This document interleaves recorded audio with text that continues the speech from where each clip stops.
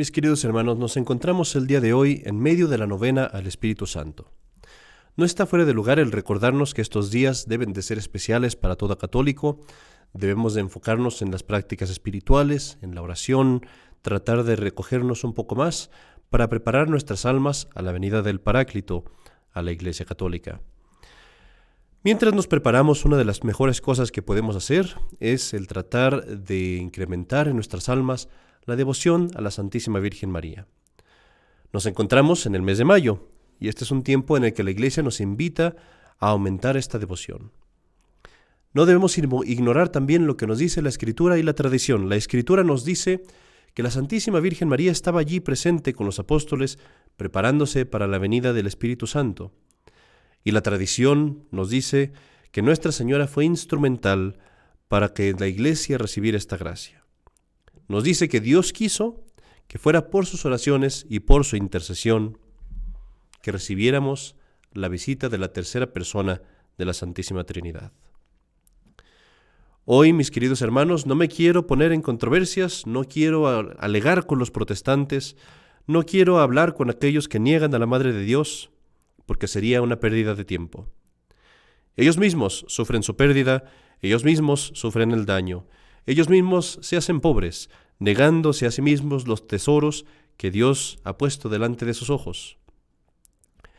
Mientras que para nosotros, los católicos, hoy y en este día y en este mes, nos regocijamos en alabar y en venir a los pies de la Santísima Virgen María.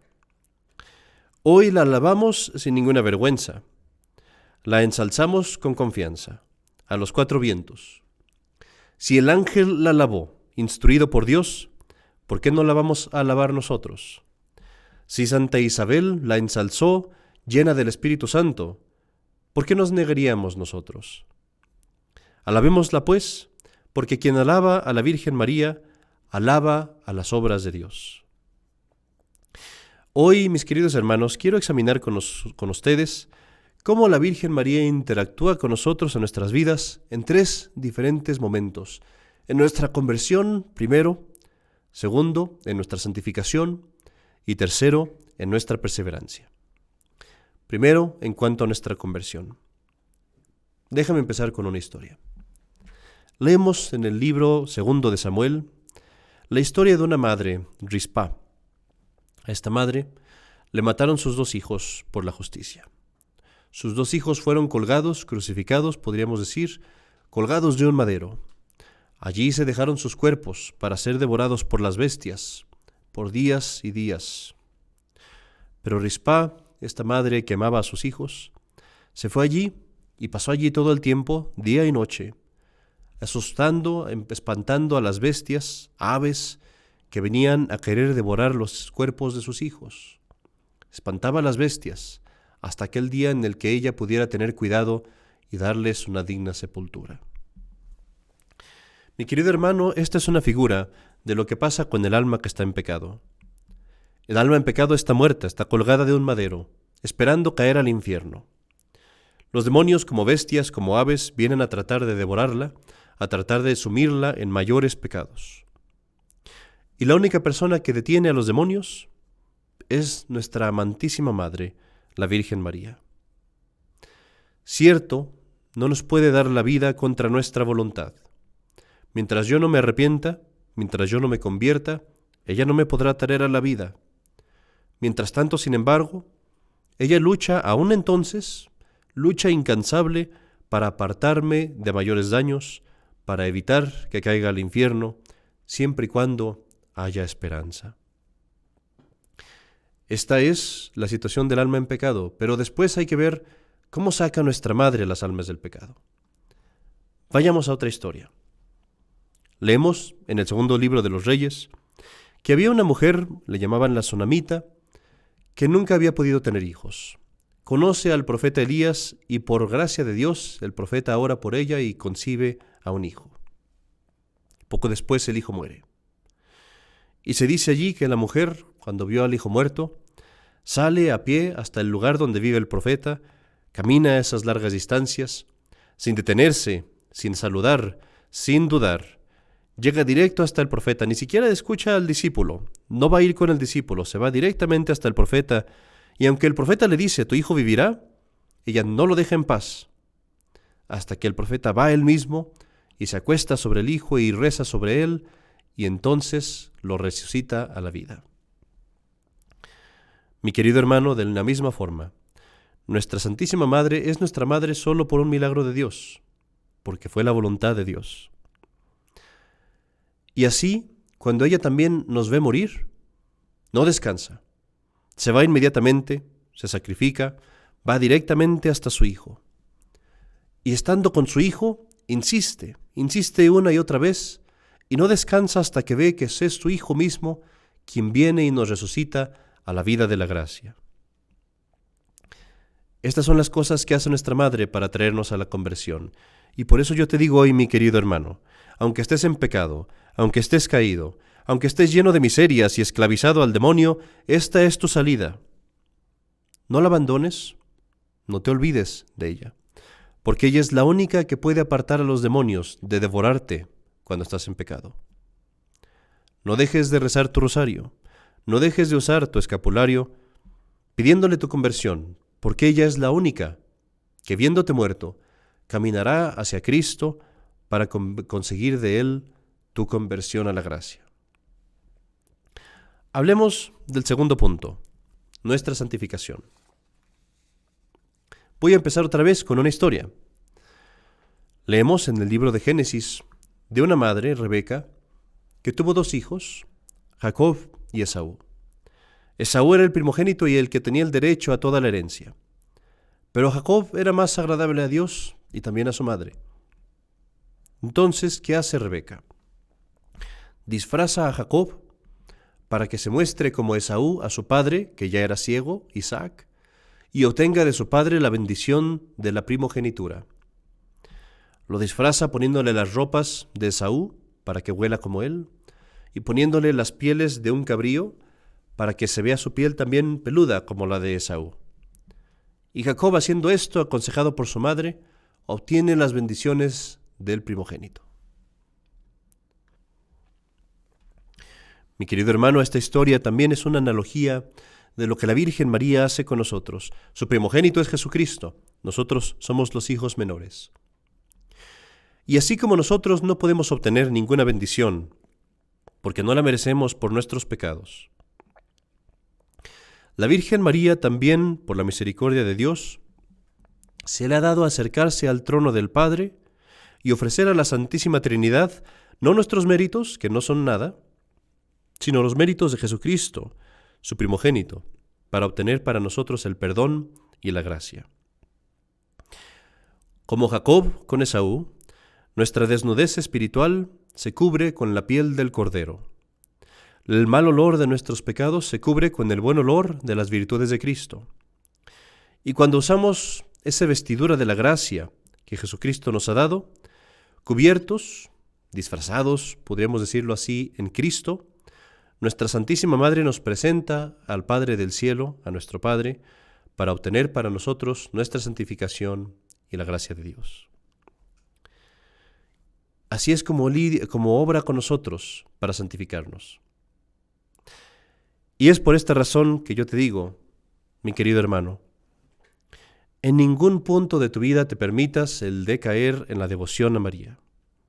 Aunque te parezca que ya son muchos los días, aunque te parezca que estás bien y no lo necesitas, nunca dejes la recitación del rosario, nunca dejes de visitarla, nunca dejes de orar a ella y de leer acerca de ella. Porque fíjate bien que fue el hijo que amaba más a la madre quien recibió la bendición. Asegúrate pues de estar cerca de ella, de aquella que conoce el corazón de Dios, el corazón de su Hijo, y que por lo tanto puede obtenerte las bendiciones del Altísimo. Hablemos finalmente del punto de la perseverancia, y otra vez quiero empezar con una historia. Leemos en el libro de los Macabeos que el rey Antíoco, un rey pagano, conquistó la tierra de Israel.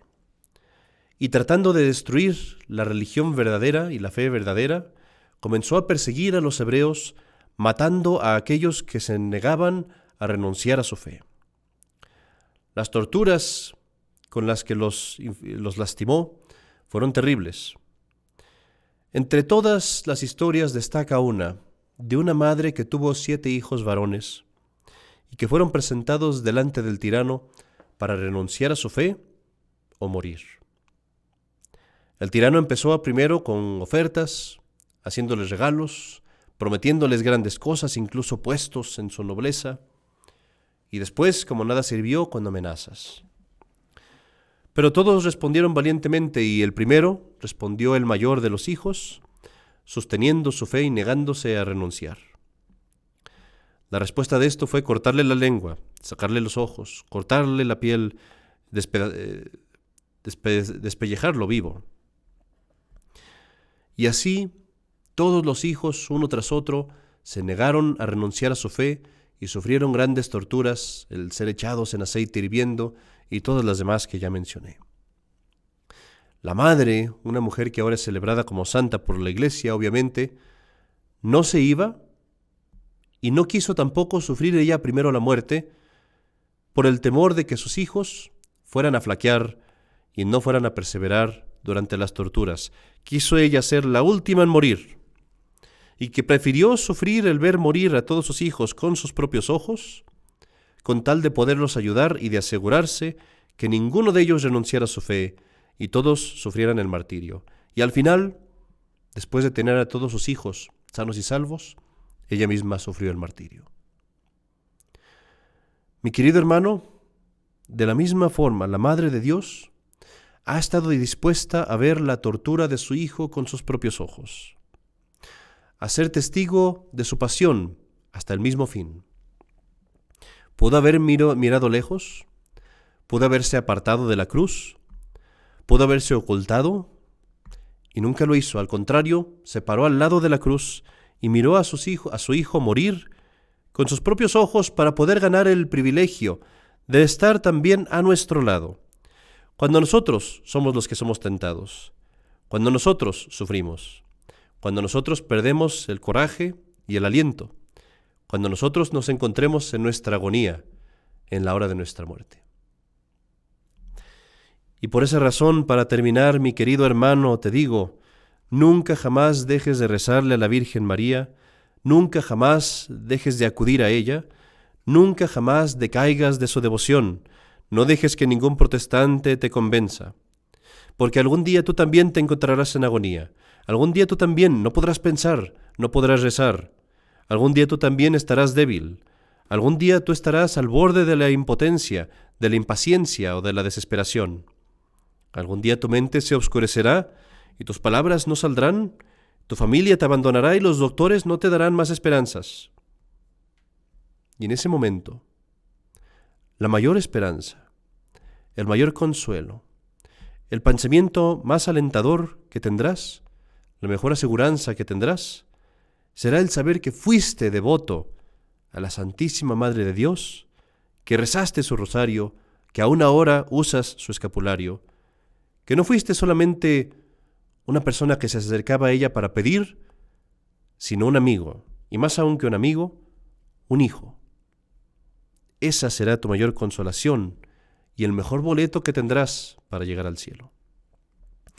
En este mes de mayo, pues, renovemos nuestra resolución de acudir a la Madre de Dios, a nuestra Madre Santísima, la Virgen María, sea para nuestra conversión, si somos pecadores, sea para nuestra santificación, si queremos ya dejar de pecar, sea para nuestra perseverancia, si nos encontramos al fin de nuestras vidas.